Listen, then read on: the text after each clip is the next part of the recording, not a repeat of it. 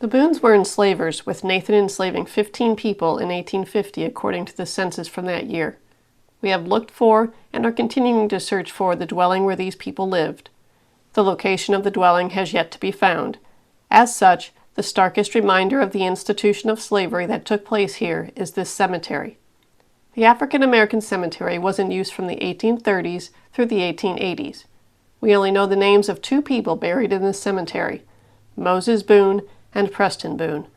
We believe Moses and Preston lived to see their freedom because they have last names inscribed on their headstones. Freed African Americans needed last names to conduct any official business, such as purchasing land or obtaining a marriage license. The stone pile is most likely a winter burial. This ground is naturally very rocky.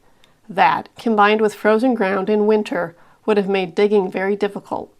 They would have dug down as deep as they could, placed the body in the shallow grave, and then placed the heavy stones on top to protect it from scavenging animals.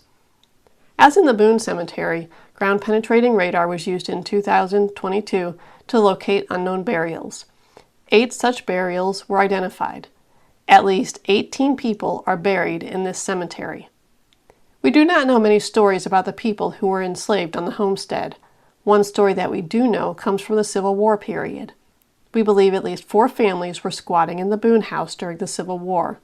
Reuben Boone, a gentleman formerly enslaved by the Boones, was still in the area in 1865 and wanted to be able to settle on the Boone Homestead legally. He approached the Union Army for occupation of the homestead. He said the neighbors and the locals were trying to run him off. The Union Army lacked a good supply of food for their soldiers. They struck a deal with Reuben.